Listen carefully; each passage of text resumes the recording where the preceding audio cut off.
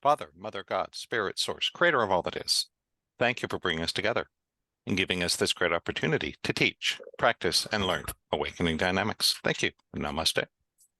All right. Well, welcome everyone. The topic that actually, before we get to tonight's topic, I wanted to address the 800-pound elephant in the room, which is Steve. And it is a little weird that as we sat here a week ago, Steve was still with us, huh? So very quickly, the funeral is going to be Saturday in Arizona. I have the address if anyone wants to go. Though I don't have any information, the funeral home, no one answers the phone. They don't get back to you. It's been kind of frustrating. So I have no idea when it is or how it works or anything like that. I've been trying to figure out how to send flowers. If anybody wants to contribute to send flowers, let me know. Beyond that, it's pretty devastating. And, John, you and I should have a conversation that basically John is, we've already agreed in exchange for covering the practice groups for January, February, but not beyond that. So I think, John, if you'd like to take it over, I think that would be great.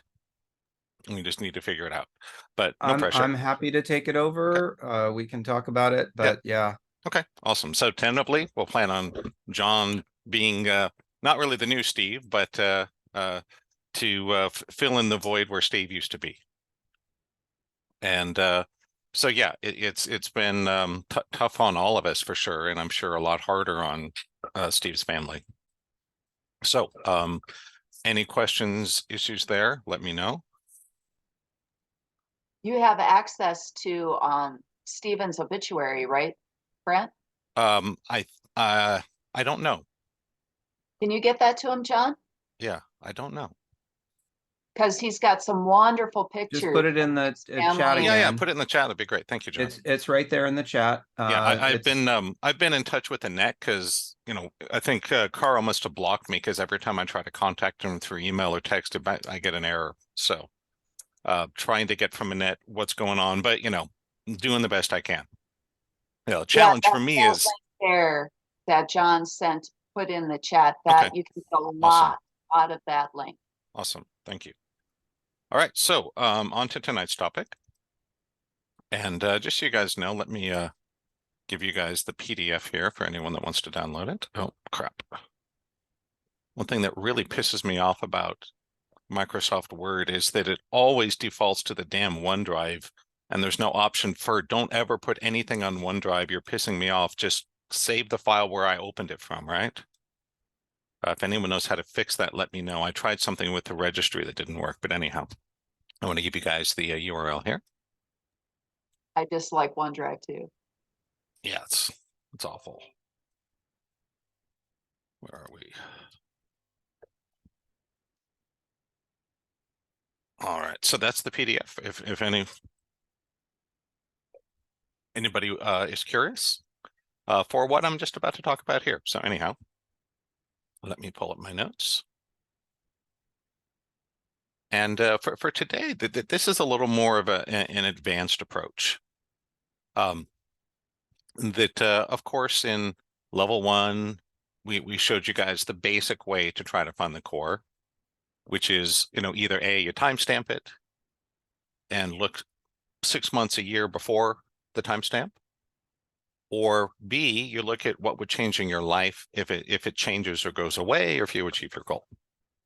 And lots of other tips about finding the core. Well, what I wanted to talk about today was integrating some of the Carl teachings with digging, which I think is pretty cool.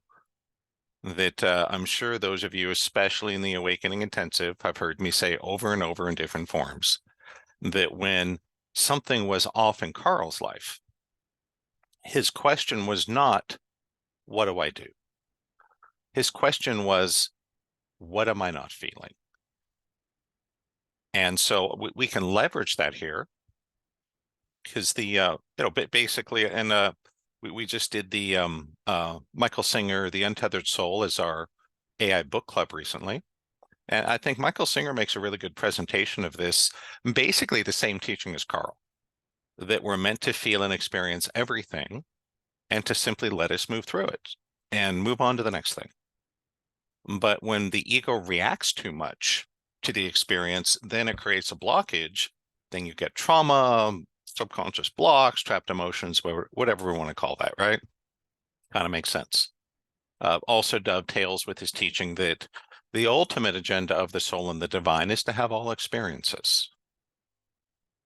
And so, in particular, if we look at addiction, now this technique is not just for addiction, but it's really a direct hit with addiction. Almost always the core of addiction is simple. There's something you don't want to feel. And so people that have been through horrific traumas, war veterans, victims of violent crimes and sexual assaults and things like that, many of them are at much greater risk for addiction. And that kind of makes sense. There's something they don't want to feel. Of course, right? So they drink, they use drugs, gamble, whatever.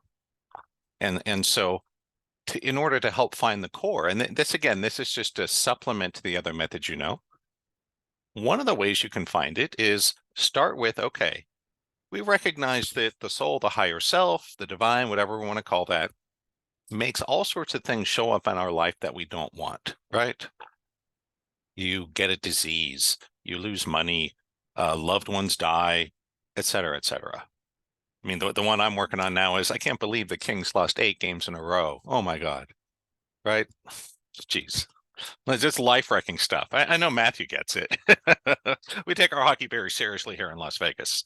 No, but on a serious note, we can leverage that by looking at, okay, given that I have this problem, what are the things that it made me do that I really didn't want to do? And how did it make me feel? That will often give you a clue as to what is it you're not feeling. Does that make sense? So for example, again, I'm just making this up on the fly. You might go, well, I got disease X and I had to go to doctors and I spent a bunch of money and I sat forever in the doctor's offices. And so you might go, okay, what are the things you didn't want to feel? One would be maybe boredom. Does it really tick you off that you'd sat for 2 hours in the waiting room while everyone's coughing and hacking around you, waiting to see the doctor for 30 seconds? It might be spending money on something that you didn't want, or maybe spending money on something that you wanted for something else. So those are some clues as to the things you don't want to feel. Does that make sense? And so this is a little more advanced because there's a lot of interpretation between bad thing that happens and what am I not feeling. That's not a small space, right? But it can be great if you're looking for an extra core or you can't find it, or you've worked on stuff and it's not shifting and you're wondering what you're missing, another core. John, go ahead. Oh, I just put it in the chat. I was just spending time watching feel-good videos to avoid, whatever serious thing Sure. is happening. Yeah. The thing I found, my latest bad habit, I'm spending way too much time online reading news. And it's like, why am I doing this, right? Almost all the news is bad. A good chunk of it is partial or outright misinformation. And they're doing it because they want you to click and buy stuff, right? So, the news is not geared around giving people information. It's geared around being entertainment or making you sad or angry or afraid. So you buy stuff, for better or for worse. So, you'll find this again very useful. And, for you guys, a big part of the journey, especially those doing the AI and beyond, is looking at life and going, hey, what are the things I'm not feeling? And maybe I can volunteer to go feel it. That's why I created the whole music journey of consciousness. And by the way, we are planning to do a second one Saturday, April 20th, when we do the second Mind Spa. And anybody that wants to come, I'm going to be offering live room access as well as online for the Mind Spa. So if you really want to come out to Las Vegas, that's a good excuse, huh? Come join us in the live room. You guys can do the music journey or not, right? Or skip the Mind Spa, just do the music journey, or do the Mind Spa, skip the music, go gamble and party, whatever you guys want. Any questions, any shares? So that was April 20th, Yep, because April last 20th. you said it Yep. was April 8th. And it's funny that That's 20. the April 20th was not an intentional choice for the association. It was just looking at my calendar and, level 4 and Yeah. some interviews and, family stuff going on. I'm like, okay, really the only time that makes sense is this day, right? And someone's like, oh, 420, man. I'm like, oh yeah, I guess it is. So if y'all want to show up for the mind spa baked out of your mind, I suppose, it would be appropriate. Yeah. Kara would be furious, but Brent doesn't Yeah. mind. Yeah. Kara would be upset. I just go, yeah, maybe it'll help you, but maybe it gets in the way. I don't know. Not my problem.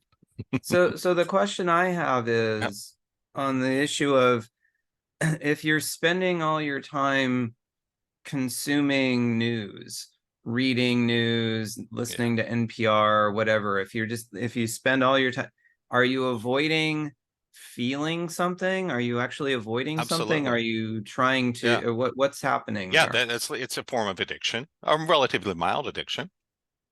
And I found I was procrastinating a lot, reading news. And so what I did was simple. I'll tell you guys. I said, okay, I'm going to sit down at my desk, especially over the vacation. And I'm like, I'm not sure what it is I'm not feeling. Why am I wasting time? Watching sports games I don't really care about, reading news, things like that. So I said, okay, there's probably something with my business and work that I'm avoiding. So I made myself get up, go straight to my office, sit down, think about working, and then just stopped to do a emotional inventory of what is this thing I don't want to feel. So go do the thing you're supposed to do that you're not doing, right? Organizing your tax records, cleaning up your basement, blah, blah, blah. Go as if you're about to do it, but stop and go, okay, what am I feeling here? Does that make sense? And I was actually able, only took me like 20 minutes of digging, worked through a couple blocks, and I've actually been a lot more efficient since. Interesting. So good process. The thing you're not doing, go do it and stop and ask, what is it making me feel? Are you frustrated? Are you sad? Are you bored? And that's, part of your answer. So, maybe next week we'll apply this to procrastinating, because that's really useful. Because, just like addiction, procrastination, helping you avoid something you don't want to feel. If you're avoiding going down to the promenade and, doing a bunch of opens to hit on women or men or sheep or whatever your thing is, well, then maybe rejection is what you're afraid of. If you could just make your procrastination task something efficient and useful, then, hey, Yes. procrastinate away. But Yeah, it's funny. I've joked for years that if I could feel about internet marketing and like investing the same way I do about building Dungeons and Dragons characters, I'd be a billionaire. And just, I'll spend endless hours optimizing characters or playing video games, playing Civ or whatever. It's like, yeah, if I could just feel that same passion for something useful, you'd make a lot more money. So there you go. and one other question, Yeah. would it be the people that that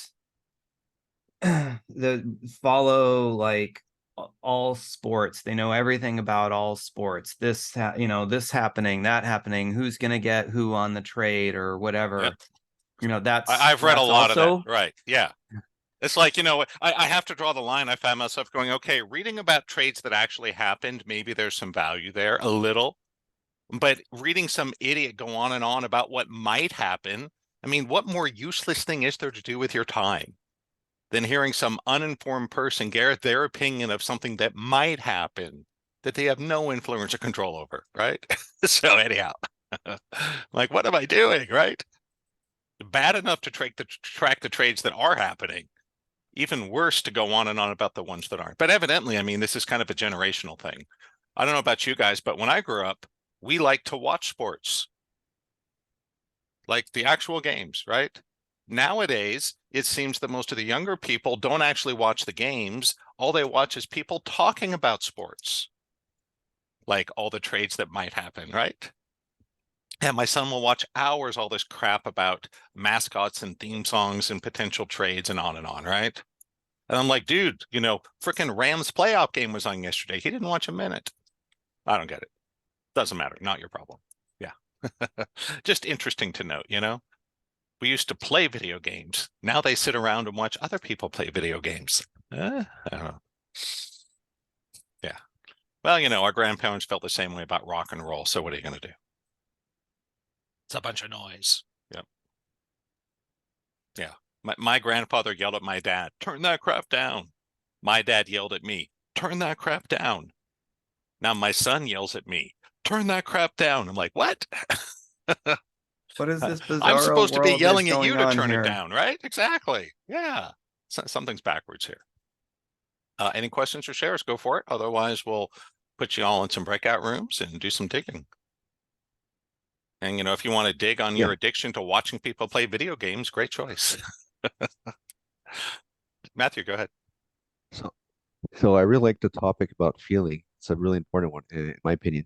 Yeah, for And sure. how would you relate that to breathing? Because I notice, like, when I want to go deeper into feeling, Yeah. it really helps to try and breathe there. And I because think when you have shallow breathing, you don't there's a feel as deep much. connection. Sometimes it'll be hard. Absolutely. That I think you're right on. The shallow breathing is a way of numbing out, of disassociating, of not feeling as much. So definitely. And I know Terry was a huge fan of breath work. So she was always running around, hey, Brent, try this breath work and do that breath work and this and that. So definitely, you know, and I think that's also why the breath is one of the foundations of meditation, pain management, energy healing, all these different things. I think there's a really deep and, you know, primal bond between the breath and feeling. Because, you know, I I found was that, skiing. go ahead, Matthew. I was skiing on Friday night, and in my last runs, whenever I was making a turn, I was taking a breath and just trying to like get more into my breath. And I felt like I was coming towards the peak experience by doing that, really Absolutely. getting to the feeling, and my skiing was even better. And I was Absolutely. remembering all this Yep. work that we do here. Great I'm like, idea. damn, I should do this more Yeah. often. Yeah. I mean, I know all my Yeah, whole life, I would my coaches and suggest. trainers and such have always nagged me, Brent, you're holding your breath when you exercise. So I think that's a common thing we do. And yes, there are some specific times when you should hold your breath. If you're doing something really explosive like a squat, you are supposed to hold your breath. But for the most part, no, you're supposed to keep breathing as you do things, right? You're not supposed to hold your breath for the most part. Better to keep breathing for the most part. But yeah, love it, Matthew. And, you know, let us know how that goes. You know, I like to ski on snowy mountains. I guess Matthew skis on Friday nights, so that's cool. I do both. Yeah. A snowy mountain and Friday. On a Friday night. Awesome. Yeah. I'm like, what? I'm like, yeah, I can't ever think of when I skied at night. Is that a thing now? Do people ski at night now? It's been around for a while. Okay. Friday night ski or night skiing, they do it Okay. sometimes. Yeah, Yeah. because I mean, last time I went skiing was the 90s, but you know, back in the day when I skied, there was no night skiing. Usually the chairlifts closed around 4 o'clock, and you know, by the time it was dark, everyone was off the mountain. But it sounds cool. Now it seems a little dangerous, kind of like night surfing, but it could be fun. Not really. A lot of lights. There's a Yeah. few Yeah. hills in If my there's area. enough lights, then it should be fine. Yeah. Yeah. I can just see someone like crashing on in the woods off the trail, right? And waiting there all night till they find you in the morning. Awesome. All right. Anybody not want a partner tonight or prefer the group of three? Let me know. Otherwise, we'll fire up our breakout rooms. And why does Zoom put all this crap I don't care about and not breakout rooms on the bottom, right? I don't care about any of this. I want breakout rooms and chat, you know? So anybody not working tonight, don't want a partner? I hope not, because we got a nice even number of people. All right. Let's randomly assign people to rooms.